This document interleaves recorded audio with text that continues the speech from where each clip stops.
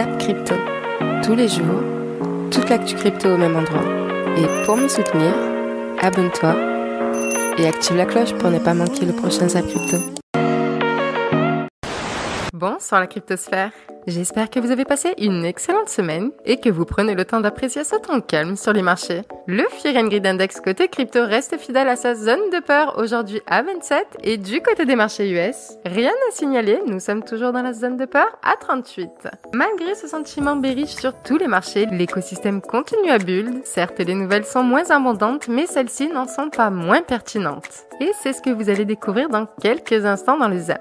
Mais avant ça, je vous partage un petit giveaway proposé par Moïd de l'équipe du Café du Coin. Quoi de mieux que de finir l'année avec quelques tokens en plus dans les poches. Et comme je suis bonne joueuse, je préfère partager ce super concours avec vous. Alors si ça t'intéresse, je te mets le lien de son tweet juste en haut là. Et bien évidemment, n'oubliez pas de vous abonner au Café du Coin si ce n'est pas encore fait. Et voilà, il est venu de vous installer confortablement. Votre Zap va commencer. Je vous souhaite une excellente soirée. On se retrouve demain pour une nouvelle vidéo. C'était Zap Crypto.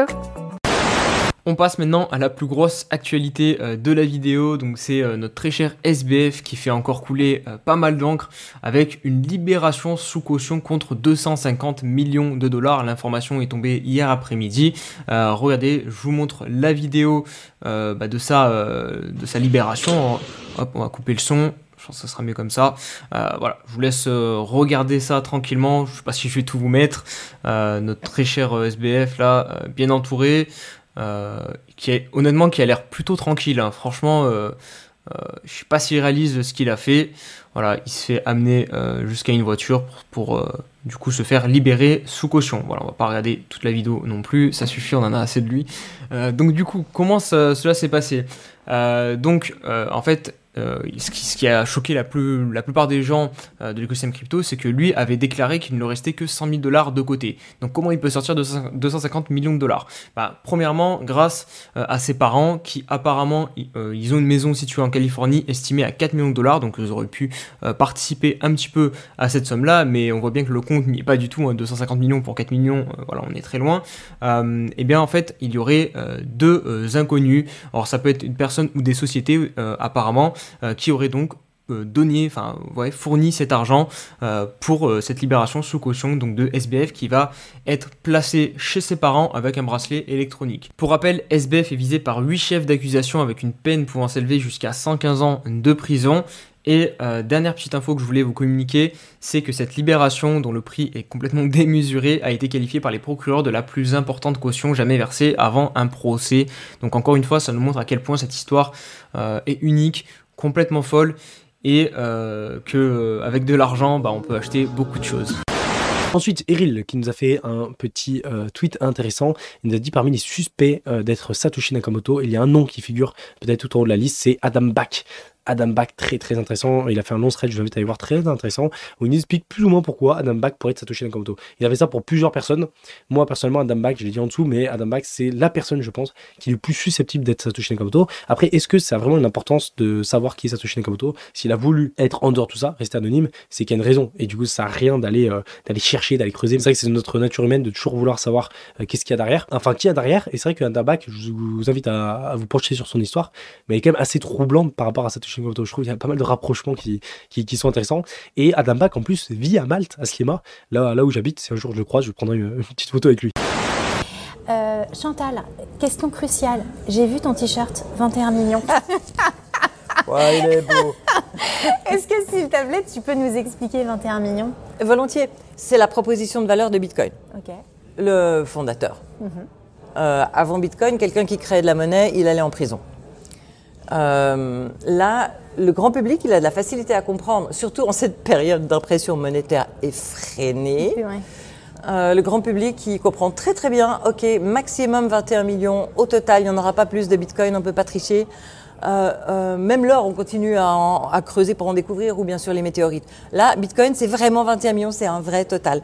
Or, il y a beaucoup plus que 21 millions de millionnaires sur la planète qui voudront chacun leur Bitcoin. Ouais, c'est vrai. Elle est facile à comprendre, la proposition de valeur, surtout en cette période. Et d'ailleurs, Bitcoin a été créé pour ça, à cause de cette impression monétaire et de la manière injuste dont l'argent était distribué à ceux qui sont proches de l'imprimante à billets, l'effet Cantillon. Oui. Et donc les idéalistes qui ont créé ça, ils avaient vraiment des bonnes compétences en matière financière, ils savaient vers quoi on allait. Et on est dedans, en plein marasme. Oui, oui, bien sûr. On en est à combien là de Bitcoin justement 19 000. Ah oui, d'accord. Donc on a 19 encore le millions. temps. 19 millions. Mais on en a encore pour pour environ une centaine d'années. Ah, ce que j'allais te demander, ça fait combien vers la fin, ça va doucement, tu sais. Ouais, d'accord, ok. Bon, ça plus là, nos enfants seront là pour le voir. En 4e position, je dirais qu'il faut organiser un petit peu l'année, la suite. Mais je trouve que déjà, en fait, avec les 3 premières étapes, vous allez facilement avoir un peu une idée de ce que vous pouvez faire dans cette 4e étape, donc comment vous organiser. Quelles sont les personnes clés auxquelles vous voulez absolument parler, quelle part vous mettez de votre investissement dans les crypto-monnaies. Par exemple, si vous avez un travail déjà et que jusqu'à maintenant vous étiez tous les soirs pendant 2 heures à regarder le Zap Crypto et ensuite à aller dig sur certains sujets, vous vous rendez compte que c'était peut-être pas une bonne idée de faire 2 heures par jour, c'était peut-être mieux de vous mettre une session de 4 heures le dimanche, vous étiez plus concentré comme ça, vous avez appris plus de choses, et on part là-dessus. Et enfin, je dirais en 5e position, évidemment, continuez de kiffer en fait, parce que si vous êtes là et si vous êtes encore intéressé par ce sujet, ça veut dire que vous avez kiffé, je pense, parce que c'est tellement dur que si vous êtes là, c'est que ça vous plaît.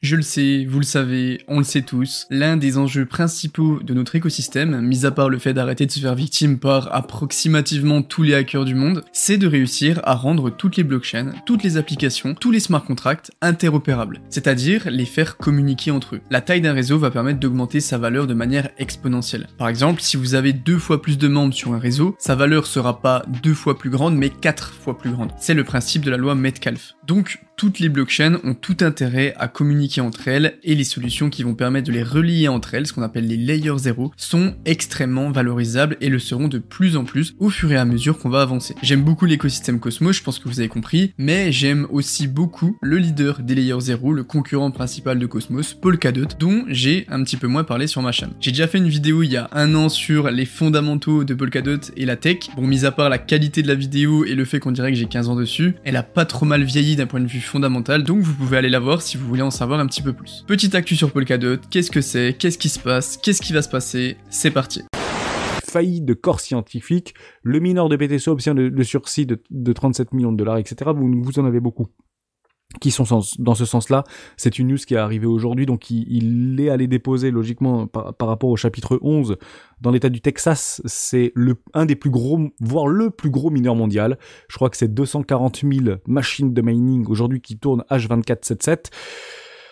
Effectivement, la faillite. Donc, il était valorisé plus de 8 milliards de dollars. Aujourd'hui, il est valorisé très proche de plus rien, puisque quel est le coût, en fait, des machines de mining au bout de 3 ans d'utilisation très intensive? Malheureusement, vos cartes graphiques ou vos ASICs, malheureusement, valent beaucoup moins. Généralement, c'est amorti, donc c'est proche de zéro. En tout cas, toutes ces machines sont proches de zéro. Oui, effectivement, il est en train de subir la douloureuse par rapport à Bitcoin et par rapport au retracement des marchés financiers, notamment cryptoactifs. On pouvait éventuellement s'y attendre. On attendait cette fameuse capitulation des mineurs. On estime à peu près à moins 20% au niveau du taux de hash rate pour, entre guillemets, avoir cette fameuse liquidation des mineurs ou capitulation des mineurs. Vous l'avez ici, on commence à revoir en fait du rouge ici par rapport à une capitulation, donc on le voit pas très très bien. Ici, on est sur l'indicateur du H-ribbon. Donc on commence la capitulation maintenant depuis c'est fin novembre.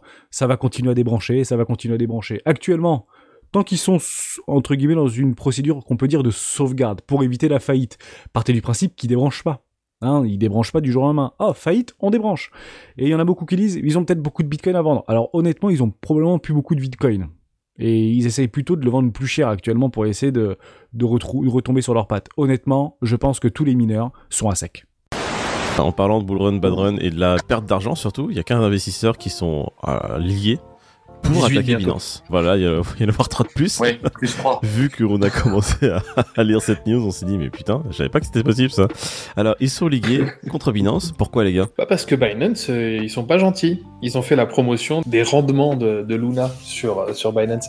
Après, allegedly, on ne sait pas. C'est ce qu'ils me disent dans l'article. Ils auraient fait la promotion des rendements de Luna avant d'avoir le PSAN. J'ai cru comprendre qu'en fait, c'est même plus large que ça. Le collectif dit que Binance a simplement fait fait la promotion de ses services, donc pas forcément que du Luna, mais de ce service en général, en France, à travers des groupes qui s'appelaient Binance French, Binance ci, Binance ça. Ils sont en train de se baser sur ce biais-là pour essayer d'attaquer Binance. Ils essaient de rester aussi le plus large possible pour avoir, on va dire, le jugement le plus favorable ou d'essayer d'avoir dans toute cette masse qu'ils mettent en avant, le truc qui leur permettra un chef d'inculpation qui tienne la route, quoi, et que tout soit pas débouté. Donc entre le recel d'escroquerie, des pratiques commerciales trompeuses et j'en passe et des meilleurs, il y en a bien un chef d'accusation, d'inculpation qui va tenir, quoi. Mais si on crée un groupe Telegram, le Binance du coin, et qu'on dit de la merde dessus, ça va pas être de la faute de Binance. Alors ça, David, encore une fois, ce n'est pas de ton ressort, c'est du ressort de la justice. Donc ce chef d'inculpation qu'ils mettent en avant, ce n'est pas à toi de le juger. Hein,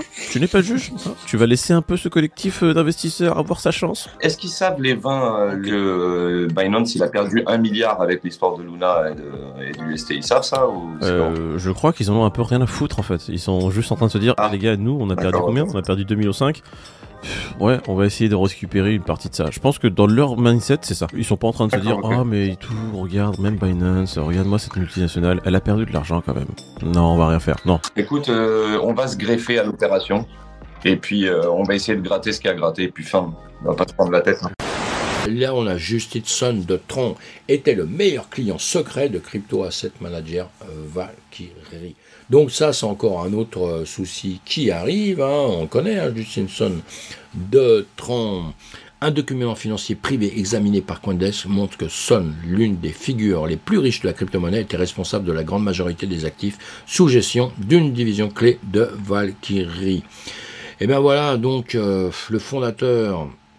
Alors, est-ce qu'il y a un endroit, Valkyrie basé, voilà. Le pivot de l'Alcon avait plus de 580 millions de dollars de BTC cachés avec le gestionnaire d'actifs cryptographie à un moment donné en août, selon un document financier privé que Coindesk a examiné. Cela représentait plus de 80% de l'argent de la plus grande division de Valkyrie.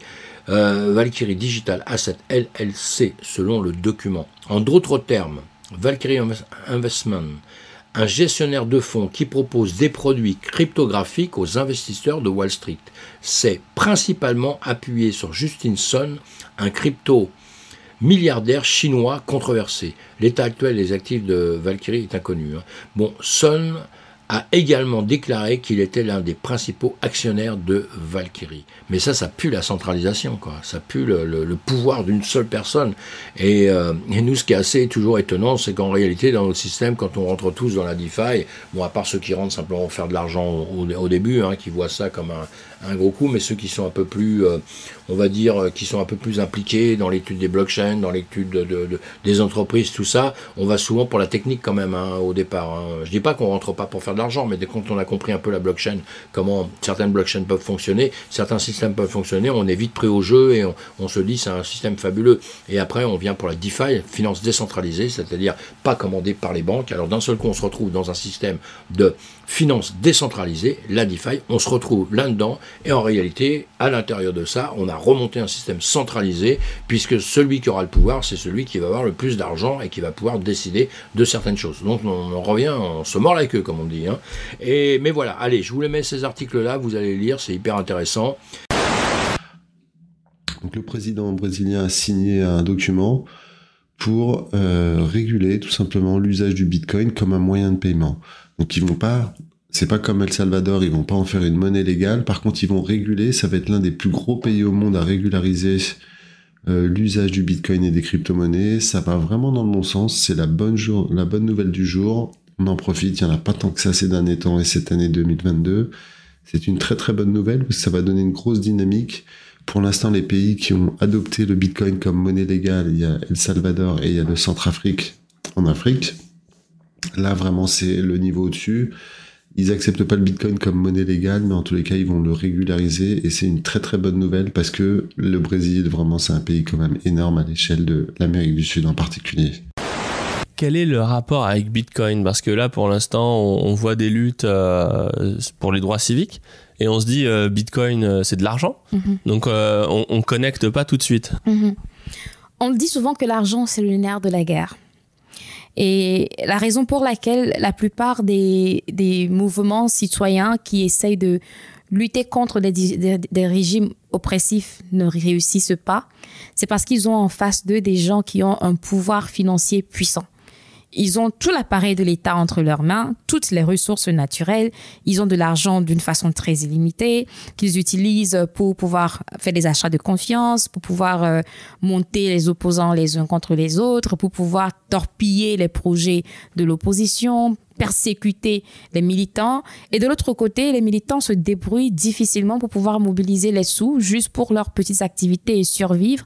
Ou des fois, le gouvernement les persécute tellement que toutes leurs ressources maintenant finissent par être mobilisées pour essayer de sortir la tête de l'eau parce qu'ils sont attaqués de tous les côtés. Donc ça, c'est une chose. La deuxième chose, c'est que les États dictatoriaux ont un pouvoir, c'est qu'ils instrumentalisent l'argent contre leur peuple. Car un peuple qui est financièrement indépendant n'est pas un peuple qu'on arrive facilement à contrôler et surtout à priver de ses libertés. Et la meilleure façon de maintenir les gens sous le dictat, c'est de pouvoir leur retirer la liberté financière. Dans beaucoup de ces pays, vous vous rendrez compte que l'État contrôle systématiquement comment les comptes bancaires sont créés, comment l'argent est envoyé dans le pays. Dans certains de ces États, c'est illégal même d'avoir une monnaie étrangère. Tu peux aller en prison parce qu'on t'a vu avec une autre monnaie. Dans certains autres, il suffit d'avoir critiqué le président ou l'État pour que l'on ferme tes comptes bancaires, qu'on confisque tes biens et tes propriétés. Et dans certains autres, il suffit que tu sois contre le gouvernement pour que l'on t'empêche de travailler, qu'on interdise à toutes les compagnies de t'embaucher ou qu'on les menace quand ces compagnies t'embauchent et tu te retrouves sans argent. La meilleure façon de persécuter les militants politiques et les populations, c'est de les priver d'argent.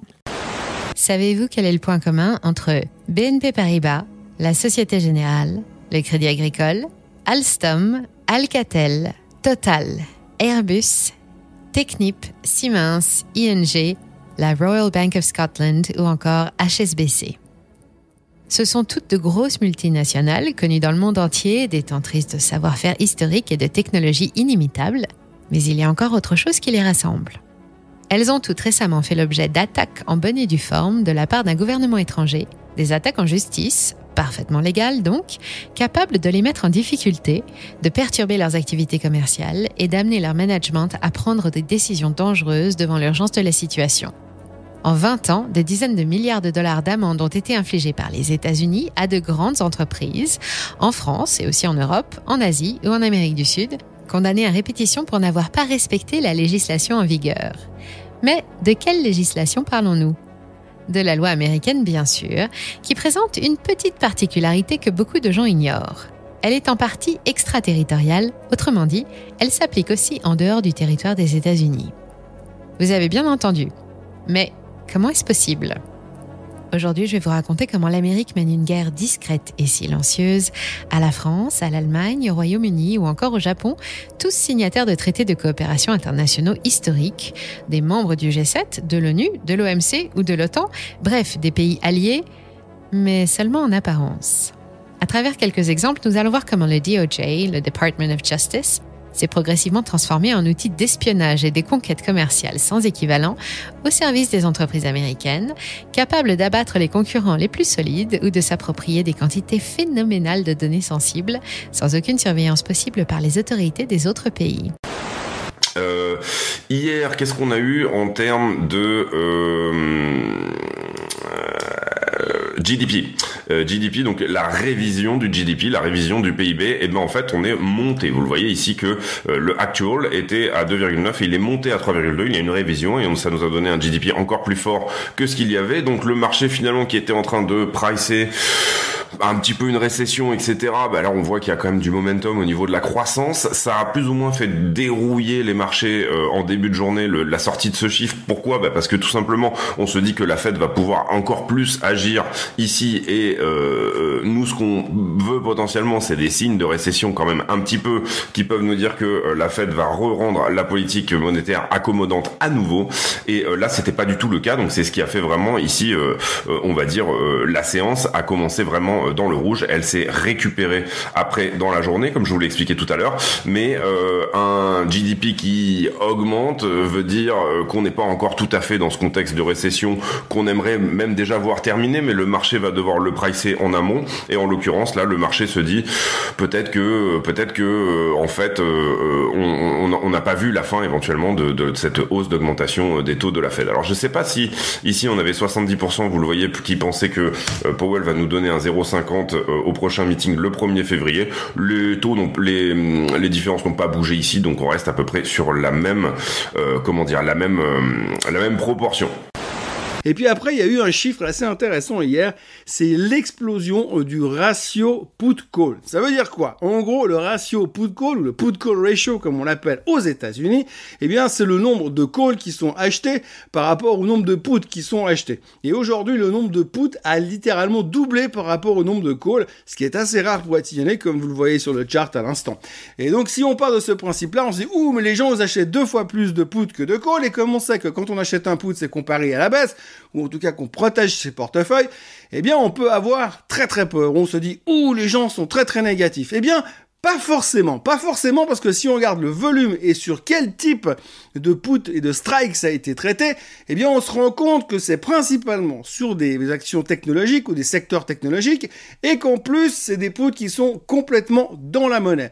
Donc ça veut dire que c'est pas des gens qui sont en train de se protéger, ça veut dire que c'est des gens qui ont probablement déjà des titres et qui sont en train de se dire je vais essayer d'encaisser de la prime pour moyenner. Et donc c'est plutôt un signe bullish parce qu'ils disent je vends un put, au pire je me fais exercer avec une grosse prime et j'encaisse un peu d'argent dans l'histoire. Je schématise en gros parce que si je rentre dans le détail, on a pour 4 heures de morning bull et puis personne n'a envie de faire ça, mais globalement ça veut peut-être dire que les gens sont plus en train de profiter de l'exagération baissière d'hier et que de vouloir se protéger contre un crash final.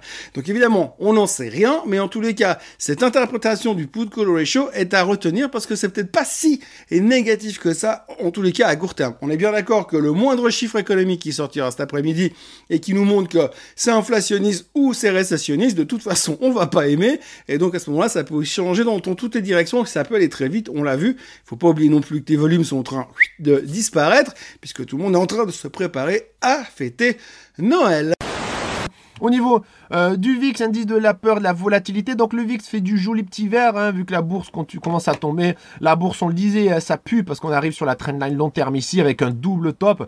Donc chartistement parlant, il y avait tout ce qu'il fallait, tous les ingrédients qu'il fallait pour tomber. Donc là, malheureusement, bam. Alors on surveille des niveaux clés sur l'SP500, hein, les 3725, si on pète les 3725, ça a pué. Et si on pète le dernier plus bas, les 3578, bon ben là c'est la tendance baissière qui continue. Et là, le Bitcoin et les cryptos, c'est bim, tous par terre. Hein. Le Movely qui rebondit sa trendline long terme, on va surveiller le VIX, est-ce qu'il va rebondir cette trendline aussi long terme ou repénétrer, recasser la trendline vers le haut, et là, ça sentira pas bon du tout. On va surveiller.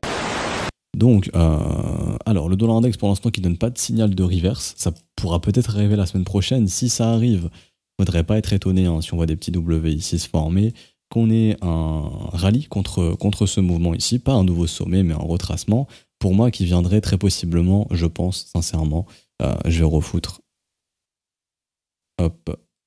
mon FIB correctement, mais ça serait, moi je pense, au niveau de la zone des 107 points jusqu'à 109 points. Donc il faudrait s'attendre à un rallye du dollar index. Si c'est le cas, il y aura possiblement l'or qui va dégonfler un petit peu et des assets à risque qui vont aussi continuer d'aller au sud et un Bitcoin qui pourrait aller au sud. En revanche, si il n'y a pas de structure ici, qu'on casse le plus bas qui a été fait ici, à 102 points. La zone toujours d'intérêt se trouve pour moi entre 100 points à peu près, donc 99 points et 102 points. Donc il faudrait s'attendre à un dollar index qui continue de dip dans ces zones de prix.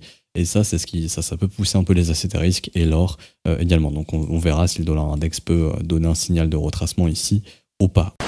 Cette vue hebdomadaire sur le Bitcoin, je vous rappelle, petit rappel pour ceux qui n'ont pas vu la dernière vidéo YouTube, il y a une seule trendline à surveiller, c'est celle-là, trendline très long terme.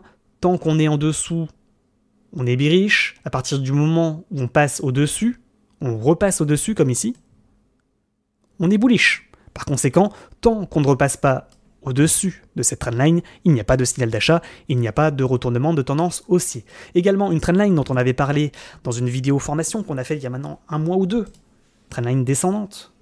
Allez voir la dernière vidéo formation sur l'analyse technique, on avait dit la chose suivante, on s'en sert comme support, on la casse, on s'en sert comme résistance, tant qu'on la casse pas, il n'y a pas de reprise de hausse. Donc vous voyez, ces deux trendlines nous indiquent la chose suivante. Ici, il y a un point pivot. À partir du moment où on repasse au-dessus de ce niveau, on repasse au-dessus de la trendline descendante et au-dessus de la trendline ascendante, et par conséquent, on aura un signal d'achat. On n'est quand même pas si loin de cette trendline. Je ne sais pas ce que vous en pensez, mais moi, quand je fais mes tracés, je me rends compte que cette trendline, elle est située aux environs des 18 500, 19 000 $. Là, aujourd'hui, ce 22 décembre 2022, on est à 16 800 $ sur le Bitcoin. Entre 16 800 et 18 500, il n'y a pas grand-chose. Hein. Il nous manque pas grand-chose pour réussir à repasser au-dessus de ce niveau. Il nous manque environ, vous voyez, 10%. Alors, Bitcoin, j'ai pris une nouvelle charte, la charte de Bitstamp qui est la plus ancienne.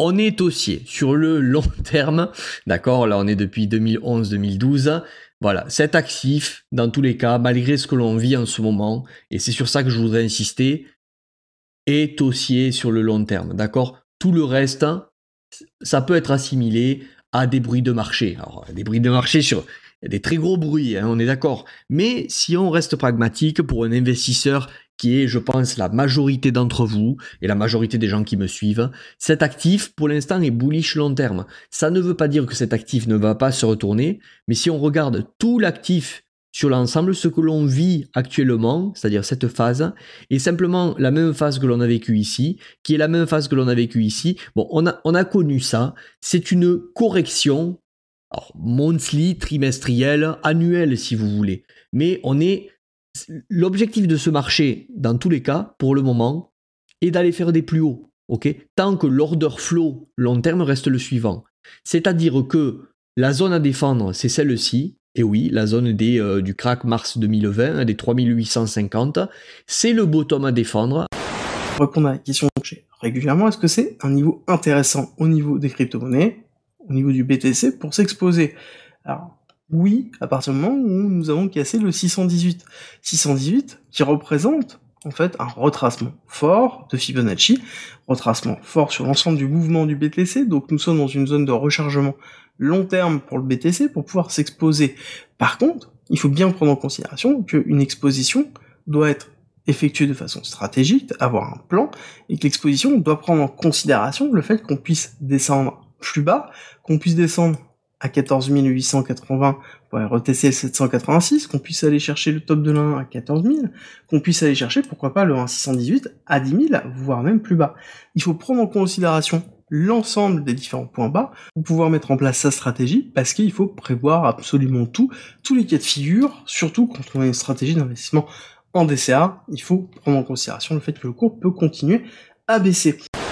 Laissez-moi vous présenter un outil que je trouve super intéressant, que j'ai découvert récemment et qui est gratuit. Ça s'appelle Exord.io, donc Exord Index. C'est un outil d'aide de prise à la décision qui vous permet de réaliser des prédictions sur le prix concernant le Bitcoin et d'autres crypto-monnaies très bientôt. Pour l'instant, comme vous pouvez le voir ici, ça gère que le Bitcoin et surtout les prédictions en 1 heure. Mais prochainement, on pourra prévoir sur des plus grosses horaires et également sur d'autres cryptos comme l'Ethereum par exemple. Donc actuellement, il a un taux de 61,34% et comment ça marche ? Eh bien, ça va être un protocole qui s'appelle Exord qui va permettre en fait, via une technologie de deep learning, de définir le sentiment et les tendances du web concernant les crypto-monnaies, et tout ça, ça va permettre, eh bien, à la fin, de prévoir l'orientation du prix pour la prochaine heure. Et alors, tout ça, comment ça fonctionne ? Eh bien, ça marche grâce à un protocole qui s'appelle Exord, qui va s'appuyer sur des données collectées réunissant une communauté décentralisée qui scrape, qui lit et qui analyse en temps réel l'information présente sur les réseaux sociaux, et également sur les plateformes de presse du monde entier, de façon transparente. Tout ça, ça va permettre de faire des prédictions sur le prix, et alors, on peut voir un peu à quoi ressemble l'outil en cliquant sur la première ligne. On voit ici tout d'abord les prédictions dans les dernières heures. On voit qu'il y a des prédictions qui ont été correctes et d'autres qui ont été fausses. Et tout ça, ça nous donne un taux de prédiction correcte de 61,34% avec 3279 prédictions correctes sur 5346. Donc c'est plutôt pas mal. C'est mieux que certains traders. Et du coup, ça peut être un outil très très intéressant et très très puissant quand il sera, tout simplement développé au maximum de sa possibilité. Warner Bros, ils avaient annoncé dernièrement des NFT Game of Thrones, on en sait plus. En effet, ils ont dit hier ou avant-hier que la collection sortira donc le 10 janvier 2023. Donc la collection s'appelle Game of Thrones Build Your Realm Hero Box, et donc il y aura des objets de collection et des avatars de Westeros. Donc affaire à suivre, on n'a pas encore le prix, mais voilà, début janvier ça va arriver. Non, on n'a pas encore le prix, On va parler maintenant de métaverse avec une blockchain spécialisée dans le métaverse en cours de développement, Lamina One, lancé par le père du métaverse, en fait la personne qui a créé le terme métaverse, Neil Stephenson. C'est un auteur de science-fiction. Ils sont en train de déployer tout ça et surtout ils viennent d'annoncer un fonds d'investissement pour tout l'écosystème Lamina One. Ils l'ont ouvert sur AngelList, une plateforme très connue pour les investisseurs, principalement dans la Silicon Valley. Et voilà, les gens peuvent investir $2500 par trimestre et participer à un investissement sur tout l'écosystème Lamina One. Donc ça se prépare, on n'a pas encore de date à ma connaissance sur le lancement, en tout cas c'est pas prévu pour tout de suite, mais ça arrive vraiment prochainement, Lamina One et tout son écosystème. Alors, ce zap t'a plu?